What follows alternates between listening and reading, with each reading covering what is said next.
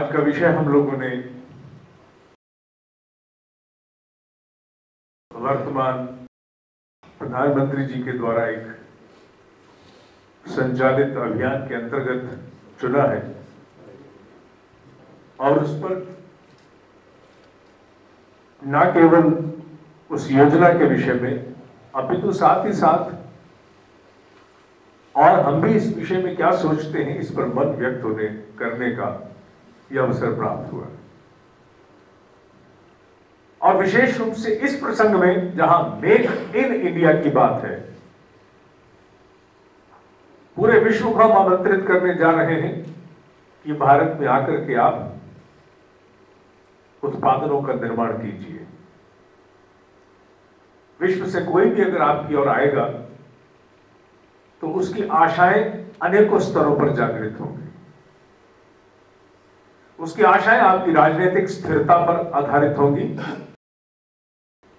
उसकी आशाएं आपकी पारदर्शिता पर आधारित होंगी, उसकी आशाएं यहां पर पड़ने वाले मूल्य पर आधारित होंगी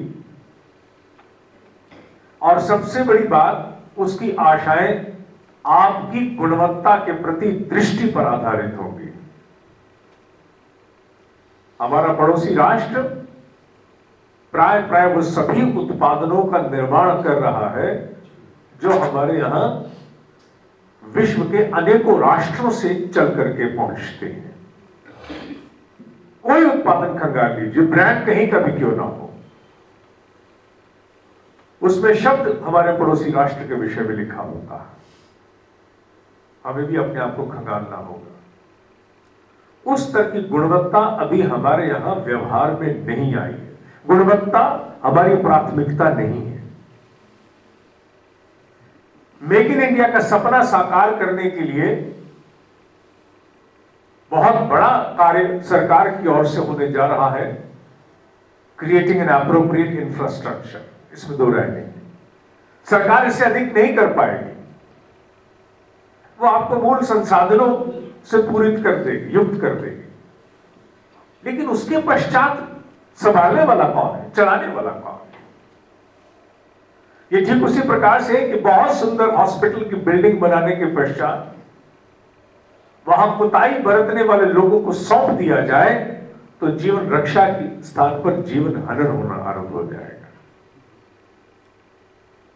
इसलिए राष्ट्रव्यापी अभियान ना केवल मूल संसाधनों पर आधारित होना चाहिए बल्कि साथ साथ एक प्रेरक पुट अगर उसमें नहीं रहेगा, राष्ट्रव्यापी जागृति उसमें नहीं रहेगी, तो सब कुछ बना बनाया संजोया हुआ बेकार हो जाएगा। गुणवत्ता के प्रति हमारी दृष्टि अभी खुली नहीं है। अभी हम केवल मूल्य आधारित हैं, गुणवत्ता आधारित नहीं है। और जब तक हम गुणवत्ता पर आधारित नहीं होंगे, गुणवत्ता को अपनी पहचान नहीं मानेंगे, तब तक कोई भी ऐसी योजना जो इस राष्ट्र को तंद्रा से ऊपर लाना चाहती है, वो योजना सफल नहीं हो पाएगी। हम कितने भी प्रयास क्यों ना कर लें, क्योंकि वर्तमान परिप्रेक्ष्य में जो हवा राष्ट्र में बदली है, उस बदली हुई हवा में मैं बहुत कुछ सोचता हूं। और विशेष रूप से जब आप बहुत सोचना आरंभ करते हैं तो कहीं ना कहीं एक ऐसा ममत्व भाव जागता है जो बच्चे को संवारना चाहती है, नहला करके उसे बहुत सुंदर बनाती है और साथ में काला टीका भी लगाती है। उसी प्रकार से ममत्व भाव से जब इस योजना के विषय में सोचते हैं कि हम राष्ट्र भर में कितना बड़ा काम करने जा रहे हैं, 1428 किलोमीटर की दिल्ली से मुंबई तक प्रथम चरण में कॉरिडोर बनाने जा रहे हैं, जिसमें 24 गायत्री के 24 अक्षरों पर आधारित 24 शहर बनने वाले हैं। प्रथम चरण में 7 शहर बनेंगे, state of the art technology etcetera etcetera etcetera, ये सब होगा। सुनने में बहुत अच्छा लगता है, वो होना भी चाहिए, लेकिन जब तक मानसिकता नहीं बदलेगी तब तक ये संभावनाएं नहीं है। गुड़गांव जैसे, बैंगलोर जैसे कुछ ऐसे islands of technological advancement as we understand, वहां पर भी अगर आप मूल्यांकन करेंगे तो भारतीय विदेशी निर्माताओं के अधीन काम करते हैं। भारतीय मूल के निर्माताओं की संख्या नगण्य है। हमसे काम करा लो आप, हम कर देंगे, जैसा कराओगे वैसा कर देंगे, तोते की तरह पढ़ करके। हम पर छोड़ोगे कि हम करें, तो हम में से तो बहुत कम लोग ऐसे हैं जो दायित्व ओढ़ करके गुणवत्ता के प्रति जागृत हो। सच है, हमें स्वीकार करने पड़ेंगे। अगर राष्ट्र में हवा बदली है तो हर स्तर पर हवा बदलनी होगी। बड़ी गहरी दृष्टि से अवलोकन करना होगा कि जहां कहीं भी प्रगति दिख रही है उसके मूल के पीछे कौन है, हम या कोई और जो हमसे करवा रहा है, और मूल के पीछे यही कोई हमसे करवा रहा है। हम बहुत कम हैं जो गुणवत्ता में जाने जाते हैं, हम लोग भी हैं लेकिन बहुत कम है। यह सत्य है कि विश्व भर में गुणवत्ता को लेकर के जितने भी बड़े से बड़े उत्पादन है वहां हमारी अनुपस्थिति तो हो ही नहीं सकती, अधिकांशतः हमारी ही उपस्थिति है। फिर भी हम अपने लिए क्यों नहीं कर पाते, यह एक बहुत बड़ा प्रश्न है। हम किसी के लिए तो कर सकते हैं। We want to be tutored, we are not self motivated. Why? ये कुछ प्रश्न है जो भारत को अपने आप से पूछने होंगे, और जब तक ये प्रश्न पूछे नहीं जाएंगे गुणवत्ता के प्रति दृष्टि खुलेगी नहीं। गुणवत्ता के प्रति दृष्टि खुलेगी नहीं, मूल्य से हटेगी नहीं। भगवत गीता ने गलत नहीं कहा, कर्म कर फल पर इच्छा कुछ देर तो त्याग। कम बखत तू तो फल पर इतनी इच्छा त्याग करके अटका हुआ है कि सारी गुणवत्ता को भूल गया, और समूची गुणवत्ता को हमने भुला दिया है। हम ना तो नए शोध की ओर बढ़ना चाहते हैं, ना परिकल्पनाओं की ओर जाना चाहते हैं। मुझे बिहार में किसी ने बताया कि 20 रुपए की, जिस प्रकार कलाई पर हम लोग घड़ी बांधते हैं, इस मध्यमिका उंगली पर 20 रुपए का एक छोटा सा संयंत्र आता है।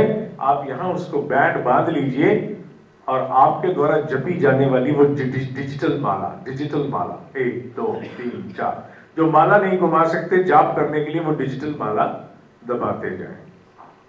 किसी ने तो सोचा होगा, भारत में तो सोचा नहीं किसी ने। कोई तो ये सारी बातें अनुभव करता है कि आवश्यकताएं कहां कहां किस किस रूप में किस किस प्रकार से है।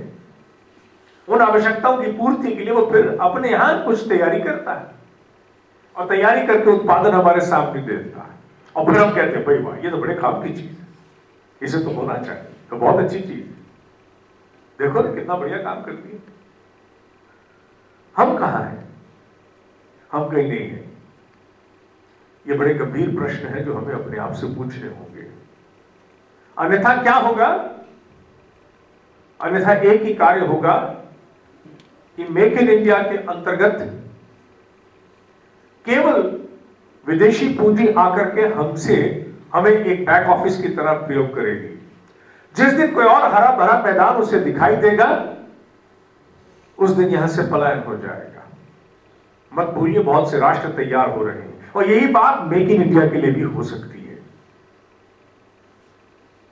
इसलिए मेक इन इंडिया के साथ साथ of course make in India ही नाम रहना चाहिए, बदलना नहीं चाहिए।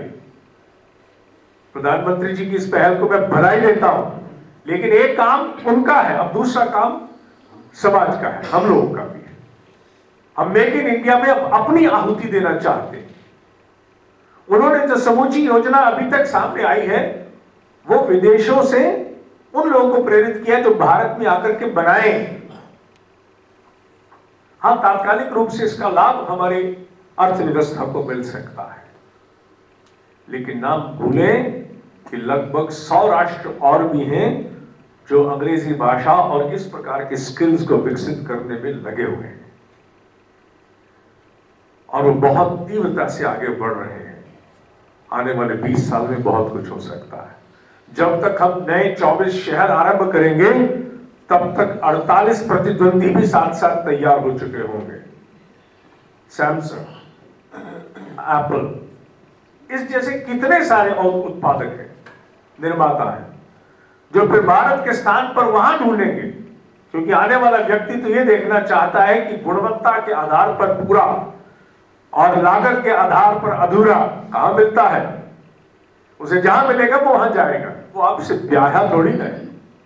We are not entering into a marriage, it is a mere understanding of convenience. हमें रोजगार चाहिए, आपको अच्छा उत्पादन सस्ते दरों पर चाहिए, हम आपको बुला रहे हैं। जिस दिन आपका सौदा कहीं और पटेगा, आप कहीं और चले जाओगे, उस दिन कौन साथ देगा? उस दिन साथ देगा केवल एक ही विषय, हमारी अपनी गुणवत्ता, हमारे अपने निर्माता, हमारे अपने उत्पादन, जिन्हें विदेशों पर आधारित होने की आवश्यकता नहीं है, जो अपनी ही खपत को पूरा कर लें, पर्याप्त होगा। बहुत साल हो गए इस पूरे भारत को ट्रेडिंग करते हुए, अब कहीं ना कहीं हमें उठना होगा। जीवन की अनेकों विषमताओं से हम जूझते हैं, कौन नहीं जूझता है, बहुत सारी विषमताओं से जूझते हैं। ये ठीक है कि हमारे यहां का वातावरण प्रेरक नहीं रहा, ये सत्य है कि हमारे यहां जो कुछ भी सरकारी तंत्र के नाते उद्योग को विकसित करने के लिए होना चाहिए तब वो नहीं हुआ, बल्कि अनेकों स्थान पर आघात भी हुए, ये सत्य है। लेकिन इस स्तर पर भी बड़े उद्देश्य नहीं छोड़े जाने चाहिए। अब कुछ गहरे प्रश्न अपने आप से पूछने होंगे।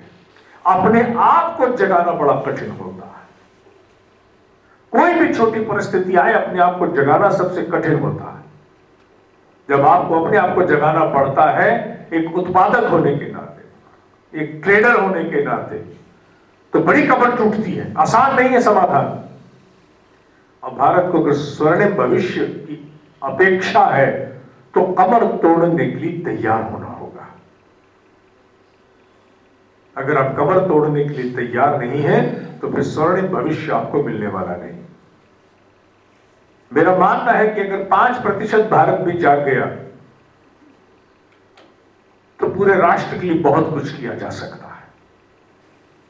हम 100% राष्ट्र को जगाने का सपना अभी छोड़ दें तो ज्यादा उपयुक्त होगा। हम केवल 5% राष्ट्र को ही जगाने की सोचें। वो 5% राष्ट्र हमें जहां कहीं भी मिलता है, स्कूल्स में, विशेष रूप से कॉलेजेस में, वो 5% भारत हमें आज तत्काल पकड़ना होगा, जिन्हें हम उस नए संस्कार से पूरित कर सकते हैं। जो पहले से उद्योग चला रहा है वो पुराने कष्टों से अपने मस्तिष्क को एक प्रकार से ढाल चुका है। जिस व्यक्ति को 30 साल हो गए फैक्ट्री चलाते हुए, उससे हम एक सीमा तक आशा कर सकते हैं सुधार की, परिवर्तन की। वो बना है, लेकिन वो जिसे अभी निर्माता बनना है, उत्पादक बनना है, उसकी स्लेट साफ है, उस पर बहुत कुछ लिखा जा सकता है। 5% भारत, अगर 130 करोड़ की जनसंख्या भी हम मान लें तो हम केवल इतना कहें कि 5 करोड़ पर 30 करोड़ से और जोड़ लीजिए, 1.5 करोड़ और 6.5 करोड़ भारतीय, 6.5 करोड़ युवा अगर प्रेरित करके नए संस्कार, नई संस्कृति में ढालने की चेष्टा की जाए तो मेरा मानना है कि 10% उसमें से भी कहीं नहीं जाएगा।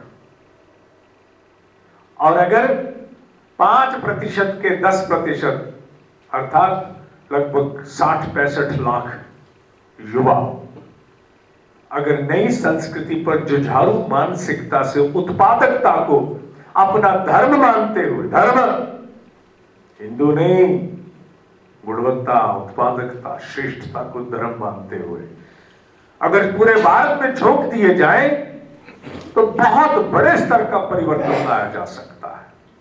जो मेक इन इंडिया का सपना हमारे वर्चस्वी प्रधानमंत्री ने संजोया है, उसमें हमारे हिस्से की आहुति उसे बहुत आगे ले जा सकती है।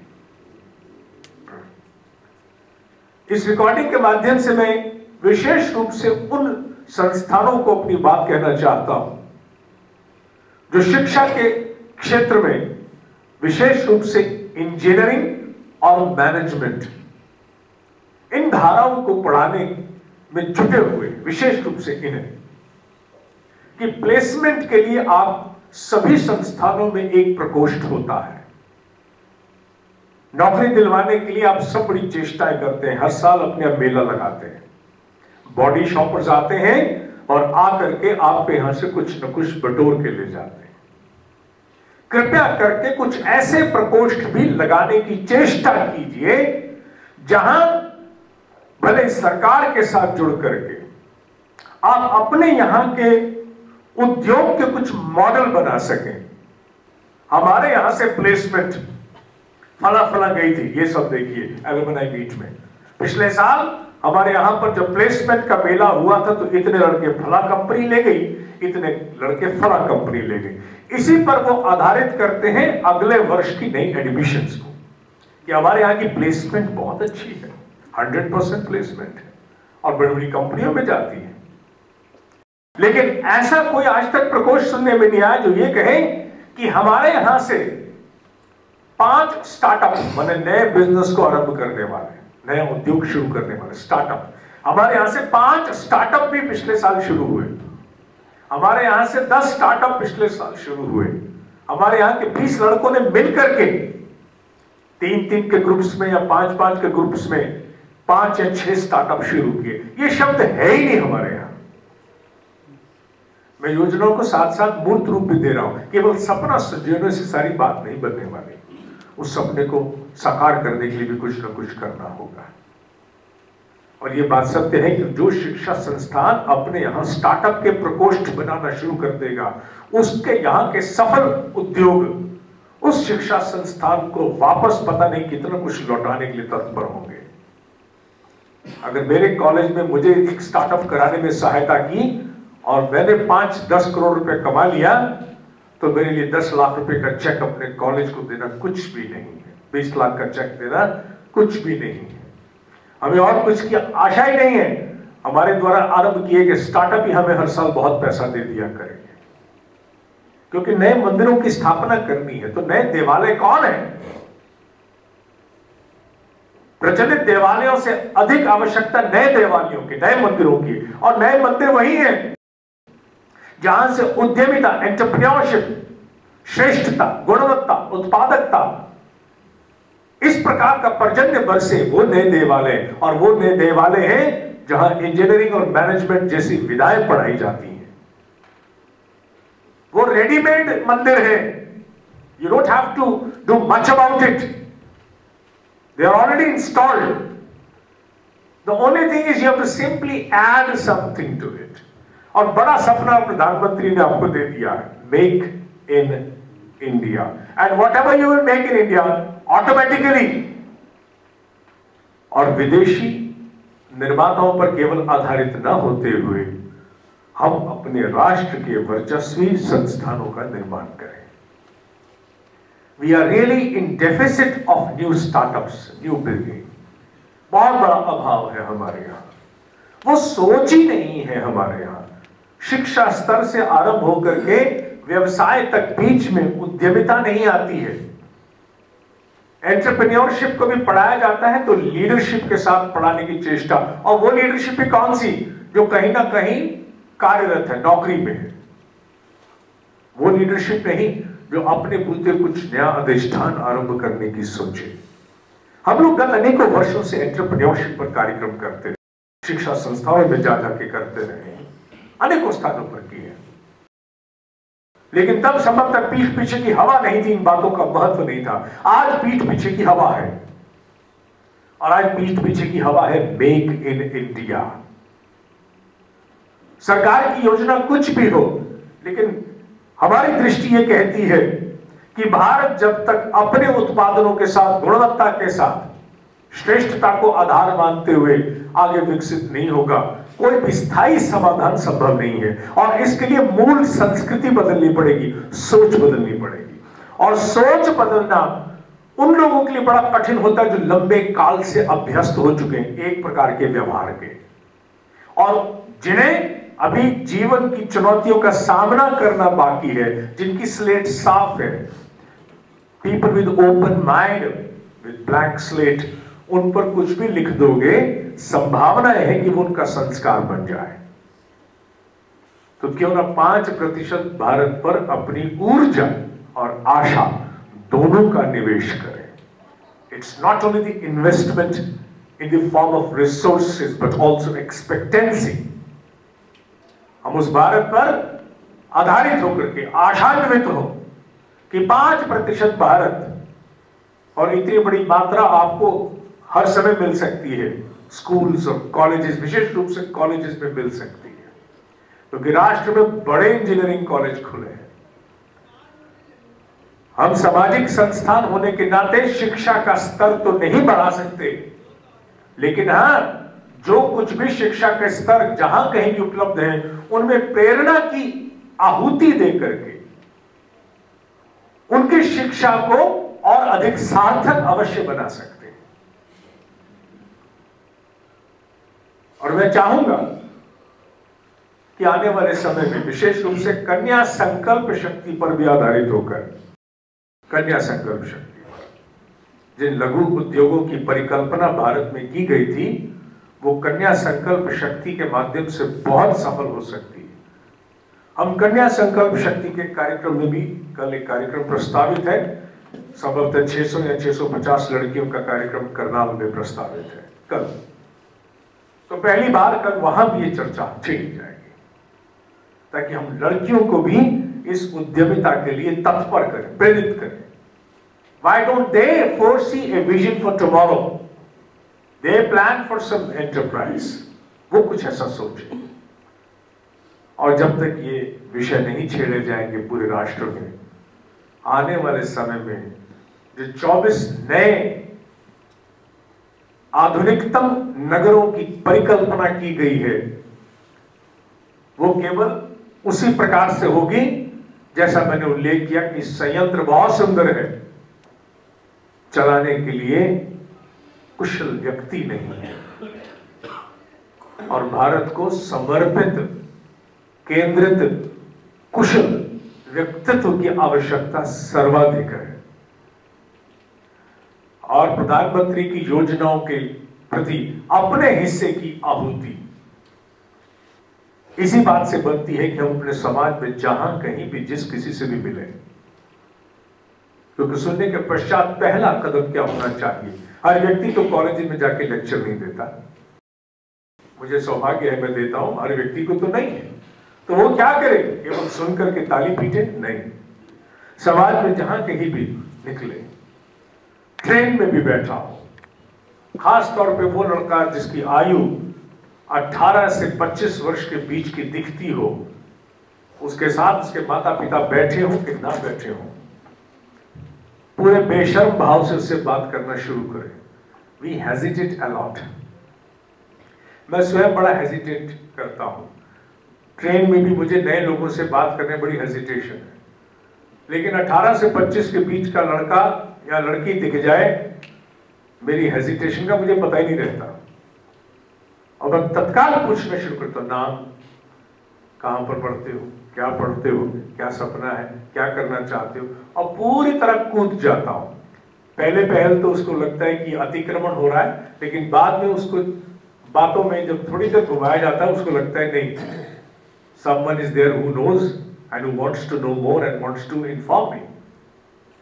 और यही बात की आशा मैं उस हर व्यक्ति से करता हूं जो रिकॉर्डिंग सुन रहा है, कि जहां कहीं भी 18 से 25 वर्ष का बच्चा दिखाई दे, उसे पूछने की चेष्टा करो तुम्हारा सपना क्या है। और विशेष रूप से अगर वो इंजीनियरिंग में हो, क्योंकि बड़ी मात्रा में बच्चे गए, मैनेजमेंट में हो, बड़ी मात्रा में गए। आजकल सुना है कि मुहान कॉमर्स की तरफ खुल गया। बात एक ही है, whether it is commerce, whether it is management, or whether it is engineering of any kind, अपने हिस्से की बात छेड़ने में क्या गुरेज है, इतना कहने में क्या गुरेज है कि राष्ट्र को बड़ी आवश्यकता है नए स्टार्टअप की, और हिम्मत वालों का काम है नया स्टार्टअप करना। तुम भी हिम्मत दिखाना, तुमसे भी आशा है। इतनी बात कहने में तो कुछ नहीं जाता, लेकिन आपको मालूम है इतनी बात करने से आप 2 यूनिट कब भी ब्लड डोनेट कराओगे तो काम चलेगा, कोई ना कोई आपके स्थान पर रक्त दे आएगा। लेकिन प्रेरणा आपके स्थान पर दूसरा देने वाला नहीं है। एक समय ऐसा आ गया है कि लोग अब प्रेरणाओं से बचना शुरू हो गए हैं, और इसी कारण से समाज ने जैसे जैसे अपना हाथ खींचा है, समाज में एक अधूरापन आया है। इसीलिए समाज में, मैं सोनीपत के नहीं जानता हूं, बड़े नगरों में तो रिश्ते अब नहीं होते, अब रिश्ते कराने का काम केवल एजेंसियों का रह गया है। रिश्तों में भी हम पीछे हटे हैं और प्रेरणाओं में भी हट गए हैं। अब समय आया है प्रेरणा देकर के आगे बढ़ाने की, मौन रहने की नहीं। ये सोचना बंद करना होगा कौन किसकी सुनता है, क्योंकि हो सकता है जब आप किसी को प्रेरित कर रहे हो तो साथ बैठी पत्नी 2 मिनट के बाद आपको झड़क दे। आपको क्या जरूरत थी? आपको मालूम, आपने चेहरा देखा उस लड़के का, आपकी बातें सुन के बोर हो रहा था वो, आपकी बातें उसको अच्छी नहीं लग रही थी। आप हर जगह शुरू हो जाते हो। Be prepared for that and keep doing what you want to do. जो सार्थक है, आपके हृदय को छू गया है, उसे अगर आप करने से वंचित रह गए तो मान लीजिए कहीं ना कहीं एक कुंठा की भावना भीतर जुटी रहेगी। और जिस दिन आप वो कर पाए जो आपको श्रेष्ठता के लिए करना था, योगदान स्वरूप करना था, इतना गहरा संतोष मिलता है जिसका हिसाब नहीं। एक ही बात कहनी, मैंने वो किया जो मुझे करना चाहिए था, उसको कैसा लगा, आई एम नॉट कंसर्न। मैंने वो कहा जो देश के लिए उपयुक्त था, मैंने वो कहा जो उसके भविष्य के लिए उपयुक्त था। जो आज काल की मांग थी, उसने मेरा मजाक उड़ाया, उसने मुझे बौना माना, वो मुझसे बोर हुआ, आई एम नॉट कंसर्न, क्योंकि मैं ना बोलता तो मैं अधूरा रह जाता। और जब आप जैसे लोग किसी एक ही लड़के को 20 बार कहेंगे, वो ये बात सत्य है कि शुरू में बचेगा आपसे, लेकिन आपको मालूम नहीं है जो एडवर्टाइजमेंट है, आपने कभी सुना है, सोच इस बारे में, जिन उत्पादनों की सेल आकाश में होती है वो भी सतत दृष्टि में बने रहते हैं। उनके उत्पादन कोई भी नहीं देखना चाहता। जो उत्पादन आप 20 साल से प्रयोग कर रहे हैं, जब उसका विज्ञापन टीवी पे आता है आप देखते भी नहीं हो, आप मुंह इधर कर लेते हो, कॉल पे चले जाते हो, तो भी वो ये जानते हुए भी कि आप देखोगे नहीं, वो क्यों बार बार अरबों रुपया लगाते हैं? क्योंकि उनको मालूम है कि मनुष्य का चेतन अवचेतन भी होता है, और अवचेतन मन बहुत कुछ धारण करके धीरे धीरे प्रभावित होता है। वो आपके अवचेतन मन को, इसीलिए सब्लिमिनल काइंड ऑफ मैसेजेस जिसे हम कहते हैं, वो आपको प्रेषित किए जाते हैं। आपको भी ये काम करना है। यू नेवर नो, उस बच्चे के मन में धीरे धीरे 20 लोगों के अलग अलग बार बार ये बात कहने से एक बात क्या घर कर जाए, वो क्या सोचने शुरू कर दे। हो सकता है उसके अपने अंदर हिम्मत ना बैठे और वो अपनी क्लास में किसी से बात करे, जिससे बात करे वो भी हम उड़ाए, तीसरा कहे वाकई बात तेरी ठीक थी, कुछ सोचते हैं, चौथा कोई और भी जुड़ जाए, 3-4 दोस्त मिलकर के कुछ कल्पना सोच ले, कोई भी नया काम सोचना शुरू करे। क्योंकि जो टेक्नोलॉजी से जुड़ा है, जो मैनेजमेंट से जुड़ा है, जो नेट से जुड़ा है, उसे इंफॉर्मेशन खंगालने में 2 मिनट लगते हैं, और क्रिएटिविटी उस आयु में बड़ी प्रचंड होती है। तो उस आयु में ही क्यों ना हम नए स्टार्टअप्स को प्रेरित करें। इस उद्बोधन के माध्यम से विशेष रूप से एक ही बात कहना चाहता हूं, और वो ये, आज प्रतीत हो रहा है कि हवा पीठ पीछे की है। जब हवा छाती से हो तो साइकिल नहीं चलती, बड़ी मुश्किल से पैडल मारने पड़ते हैं, और जब हवा पीठ पीछे की हो तो कम पैडल मार के भी गाड़ी बहुत दूर तक जाती है। इस समय वातावरण उपयुक्त है। जो शिक्षा संस्थान अपनी वर्चस्वता को आने वाले 5 साल में बहुत बड़े स्तर पर ले जाना चाहते हैं, वो स्टार्टअप्स को अब आधार बनाएं, प्लेसमेंट को नहीं। जो लड़के आने वाले समय में, क्योंकि जैसे जैसे मेक इन इंडिया जैसी योजनाएं आगे निकलेंगी, फंडिंग बहुत बड़े स्तर पर उपलब्ध होगी। R&D की फैसिलिटीज, नीसबर्ग जैसी संस्थाएं, जो national institute of entrepreneurship development इत्यादि इत्यादि, नीसबर्ग जैसी संस्थाएं हैं। ऐसी संस्थाओं से अनेकों प्रकार की सहायता लेकर आगे बढ़ने की ये समय है। जिसकी आयु 40 साल की होगी, उससे आशा उतनी नहीं है कि वो 4 बार जाएगा, आगे से कोई नहीं मिलेगा तो 5 बार भी जाएगा। लेकिन उस लड़के से आशा है जो अभी 25 का पूरा नहीं हुआ या होने वाला है, वो 5 बार भी पहुंच जाएगा। और अगर ये नहीं हुआ तो क्या होगा? पढ़ाएंगे हम, लिखाएंगे हम, दक्षता देंगे हम, और हमारे ही 24 नगर आधुनिक स्तर को प्राप्त होते हुए भी आधारित होंगे किसी और पर। और जैसे ही कोई इकोनॉमिकल क्रैश कहीं आएगा, उसके परिणाम दिखने शुरू हो जाएंगे। इसलिए राष्ट्रव्यापी स्तर पर अगर हम अपने इतने बड़े अभियान को, जिसके नाते हम अनेकों सेंटर्स बनाने वाले हैं, आप लोग मेक इन इंडिया की वेबसाइट पर जाइए और जाकर के अध्ययन कीजिए। मैंने किया है अनेकों क्षेत्रों को लेकर के, लगभग 25 क्षेत्रों को लेकर के राष्ट्र में नगर बनाए जा रहे हैं, जिन पर आधारित होकर के उद्योग से संदर्भित उद्योग सामने आने वाले। और लगभग प्राय वो हर उद्योग में भारत आज की स्थिति में पिछड़ा हुआ है एक दो छोड़ करके। हम चाहें आने वाले सूर्य को अपनी हथेलियों से रोक सकते हैं, हम चाहें तो आने वाले सूर्य को अपनी प्रचंडता हमारे ऊपर बरसाने की अनुमति दे सकते हैं। इच्छा हमारी। समस्या एक ही है कि हम अपने आप को इस योग्य नहीं मानते कि हम सूर्य के सामने खड़े भी हो सकते हैं। भारत को जागना होगा। रोज रोज ऐसे वातावरण नहीं मिलेंगे। इस पूरे राष्ट्र का स्वार्थ यही है, जिन कुंडलों में ये अभी तक बंधा है, उन कुंडलों को त्याग करके अपनी राष्ट्रीय कुंडलिनी जागृत करनी होगी। और राष्ट्रीय कुंडलिनी जागृत करने के लिए बाहर से कोई नहीं आएगा, जो होगा भीतर से ही होगा। और भीतर से करने के लिए सबसे श्रेष्ठतम मंच है वो शिक्षा संस्थान, जहां आज प्रबंधन और औद्योगिकी के अनेकों विषय पढ़ाए जाते हैं, वाणिज्य सहित। वहां से अनेकों लड़के खड़े किए जा सकते हैं, उनको प्रेरित करके उभारा जा सकता। Why don't you think like that? Why don't you think like that? उन्माद होगा, असफलताएं भी होंगी, ढकोसले भी होंगे, लेकिन उस बीच में से भी सफलताएं भी उभरेंगी। जब कोई नया परिवर्तन होता है तो धूल उड़ती है आकाश में, सांस लेना मुश्किल हो जाता है। जहां कहीं भी नई इमारत बनती है, वहां इतना सौंदर्य नहीं होता, वहां बड़ी मिट्टी होती है। हेलमेट्स पहन के लोग चलते हैं, लॉन्ग बूट्स होते हैं, ग्लव्स पहने हुए होते हैं, बहुत कुछ हो रहा होता है। ऐसा हमारे यहां भी अगर होगा 20 साल तक, तो क्या फर्क पड़ता है? जो सोए वो मोए, जो सो गया वो मर गया। ये सोए मोए से ज्यादा अच्छा है अब जागे और भागे। The time is not for सोए मोए, the time is for जागे और भागे। और जाग करके भागने के लिए आसपास बिखरी हुई उस युवा संतति को प्रेरित करना आरंभ कीजिए, जो आपके मोहल्ले में, आपके संपर्क में, बस में, ट्रेन में, कहीं मिल जाए। अपने आप को अधूरा छोड़ करके वापस मत आना। अपनी एक बात आगे जरूर प्रस्तावित करना। यू नेवर नो कौन सा बीज प्रस्फुटित हो जाए। जिस दिन होगा और कोई रिकॉर्ड मिले न ले, चित्रगुप्त तो अवश्य रिकॉर्ड मिलेगा।